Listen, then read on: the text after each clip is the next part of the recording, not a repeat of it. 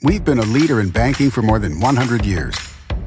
You'll find us here, at home, on your phone, and everywhere you go.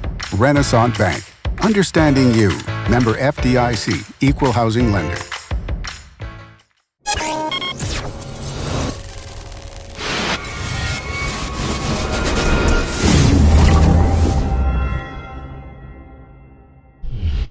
Sponsored by Renaissance Bank.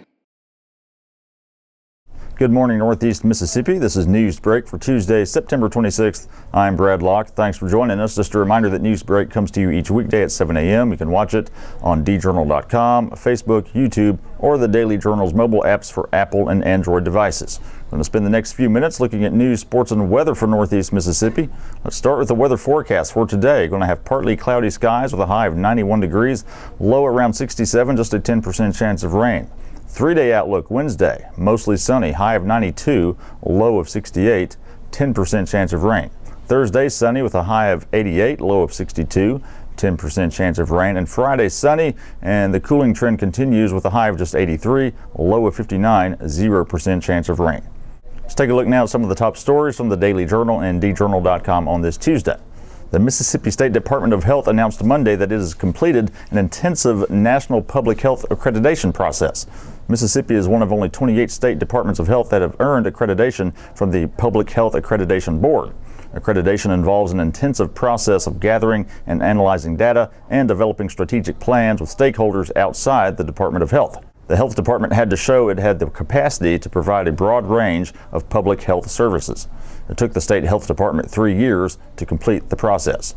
The accreditation is beneficial in several ways. It can help secure grants from the Centers for Disease Control, and it strengthens connections between the health department and communities around the state. The Battle of Corinth will be commemorated this weekend for its 155th anniversary. The event will start at 10 a.m. Saturday at the National Park Service's Civil War Interpretive Center in Corinth. The actual battle took place October 3rd and 4th, 1862. The day begins with reenactors of Company D, 7th Tennessee Cavalry, demonstrating Civil War tactics on horseback.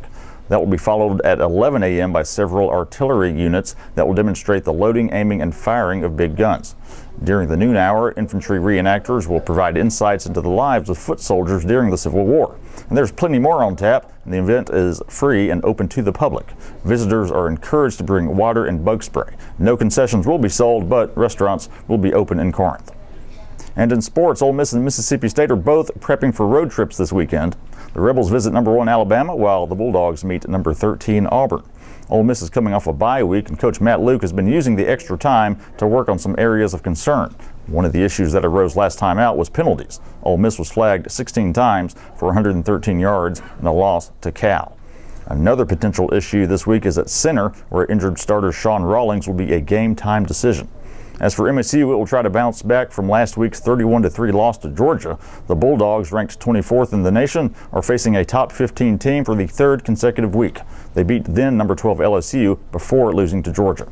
For more on the stories I talked about today, be sure to pick up a copy of your Daily Journal or visit djournal.com. Also follow us on Twitter and Instagram at djournalnow. Give our Facebook page a like as well. And be sure to listen to Open, the Case of Lee Ochi. Reporter Emma Kent delves into the unsolved disappearance of a 13-year-old Tupelo girl from 25 years ago. The 6-episode podcast is now available in iTunes, Google Play, and other podcast apps. Or you can stream it from our website, djournal.com/open podcast. That's all for Newsbreak on this Tuesday. I'm Brad Locke. We'll see you next time.